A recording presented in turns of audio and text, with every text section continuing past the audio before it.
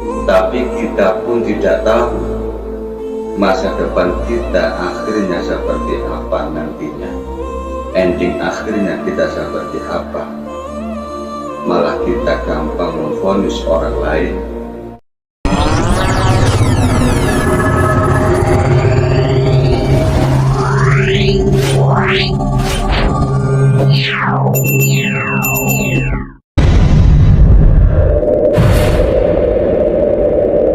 Santri Embangan Official. Jamaah rahimakumullah, terkadang kita tidak sadar di dalam perilaku kita setiap harinya. Ternyata perilaku kita ini tanpa kita sadari membawa malapetaka di dunia maupun akhirat nantinya. Apa ketidaksadaran kita di dalam perilaku kita setiap harinya? Tanpa sadar atau sengaja atau tidak, kita sering menghinakan, meremehkan masa lalu orang-orang lain. Tapi kita pun tidak tahu masa depan kita akhirnya seperti apa nantinya. Ending akhirnya kita seperti apa.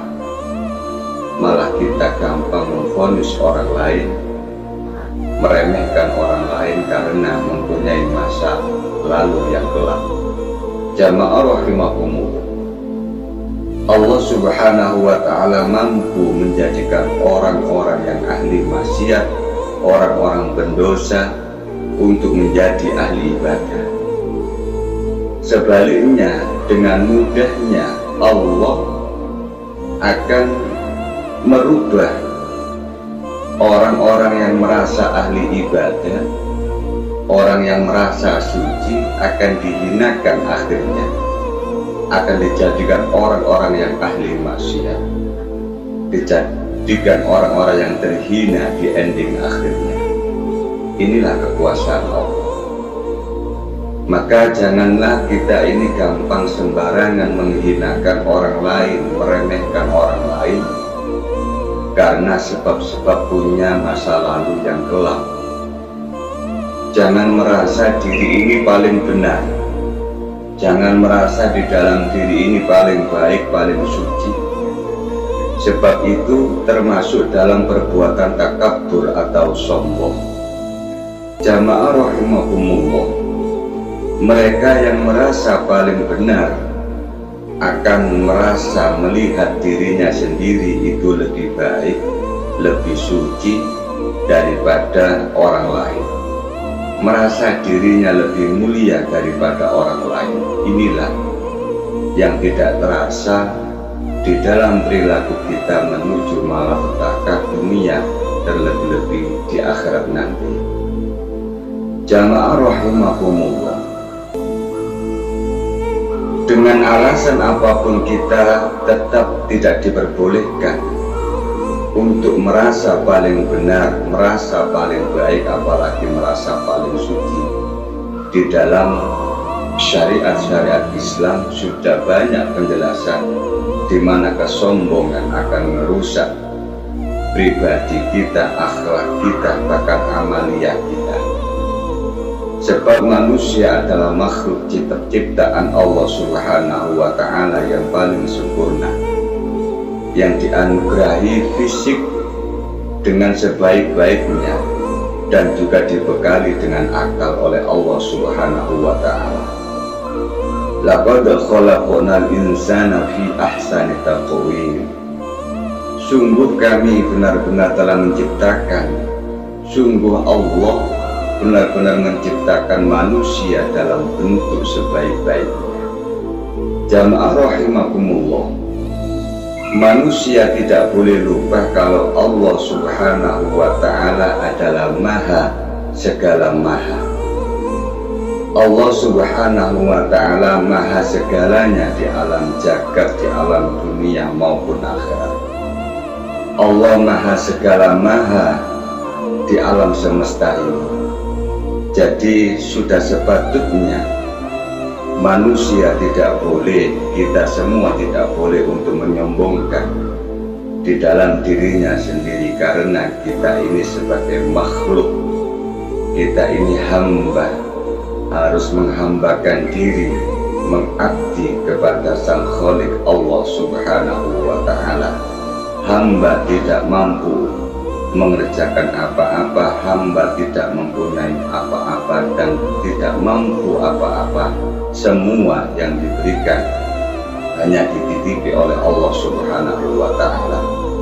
Jamaah rahimahumullah, Rasulullah Shallallahu Alaihi Wasallam pernah bercerita di dalam hadisnya, ada dua orang laki-laki dari Bani Israel. Dua laki-laki tersebut bersaudara. Yang satu suka berbuat dosa atau ahli maksiat, sementara saudara yang satu ahli ibadah dan giat melakukan amal-amal soleh.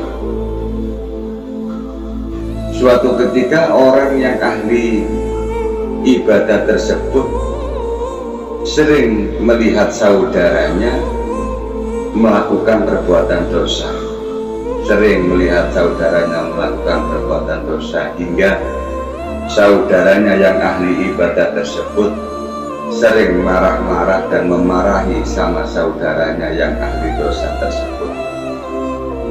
Sering memarahi saudaranya, sering menghardik saudaranya yang ahli dosa tersebut. Ahli ibadah menyuruh berhenti kepada saudaranya. Sampai apa jawaban saudaranya yang ahli dosa tersebut?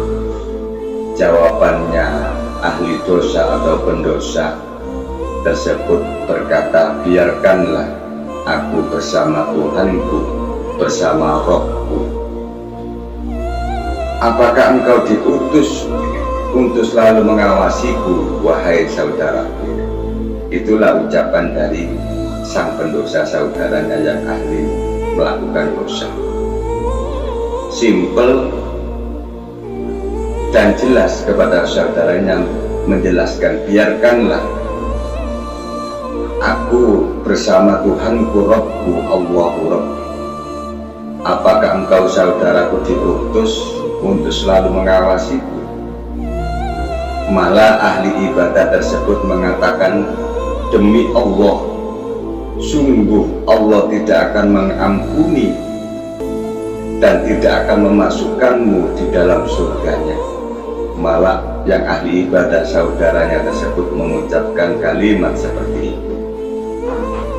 Jamaah rahimakumullah, ringkas cerita ini, Allah mencabut nyawanya kedua orang tersebut. Dicabutlah nyawa kedua orang tersebut, ahli ibadah dan pendosa tersebut. Setelah dicabut nyawanya, sehingga keduanya berkumpul di sisi Rabbnya, disidang langsung oleh Allah Subhanahu wa Ta'ala. Kemudian bertanya kepada ahli ibadah, Allahu Rabbi bertanya kepada ahli ibadah, apakah kamu lebih tahu daripada aku?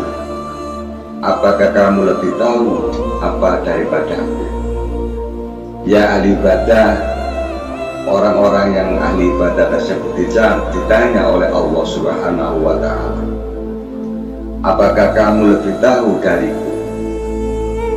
Apakah kamu mampu melakukan apa yang ada dalam kekuasaan? Itulah pertanyaan Allah kepada orang yang ahli ibadah. Allah lalu berkata kepada ahli dosa, ahli pembuat dosa. Apa perkataan Allah kepada pendosa? Wahai pendosa, pergilah kamu dan masuklah kamu di dalam surgaku dengan rahmatku. Jamaah rahimahumullah, sementara ahli ibadah dia diperintahkan oleh Allah Subhanahu wa Ta'ala untuk masuk nerakanya. Na'udzubillah summa na'udzubillah. Jamaah rahimahumullah, Abu Hurairah kemudian berkata, demi zat yang jiwaku ada dalam tangannya kekuasaan Allah Subhanahu wa Ta'ala, demi zat yang jiwaku ada di dalam tangan kekuasaan Allah Subhanahu wa Ta'ala, sungguh ia telah mengucapkan satu ucapan yang mampu merusak dunia dan akhiratnya. Jamaah rahimakumullah, di dalam kisah tersebut umat Islam diajarkan untuk saling bertawadhu, saling rendah hati, rendah diri, dan tidak gampang menyombongkan diri kepada orang lain atau mempunyai sifat sombong kepada orang lain. Allahul Haqqu, Al-Haqqu, Allah Maha Benar dengan segala kebenarannya. Artinya seseorang dengan mudah dimasukkan oleh Allah ke dalam nerakanya sebab ucapannya gampang memvonis orang lain, seakan-akan diri kita ini lebih baik, seakan-akan diri kita ini sudah suci, seakan-akan di dalam diri ini sudah ahli ibadah, dan kita memandang orang lain yang melakukan dosa, kita memvonis mereka sudah ahli neraka. Padahal sebaliknya, karena kesombongan kita, Allah justru merahmati, memberikan ridho kepada pendosa-pendosa yang mengakui kesalahannya kalau dirinya itu dosa di hadapan Allah Subhanahu wa Ta'ala. Jamaah rahimakumullah, kadang kebaikan kita tidak akan terlihat kepada orang-orang yang benar-benar menyukaimu.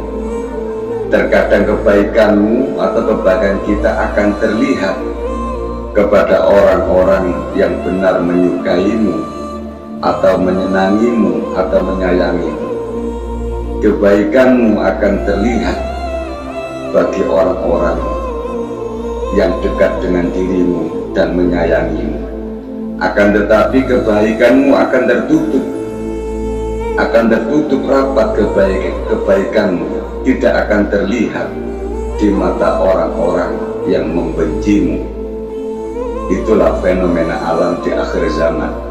Sebaik apapun kita, terkadang kita sudah belajar baik, akan tetapi karena kita tidak mempunyai harta, tahta, jabatan, dan kedudukan yang lainnya, kita dipandang remeh orang lain. Akan tetapi ada orang yang mempunyai harta banyak, pangkat yang tinggi, mempunyai kesalahan yang fatal, akan tetapi dilihat mereka tidak mempunyai salah. Kita tidak melakukan salah, tapi kebenaran kita terus belajar melakukannya. Akan tetapi kita tidak mempunyai harta dan kedudukan, kita dianggap remeh, kita dianggap rendah dari orang-orang lain. Karena apa jamaah?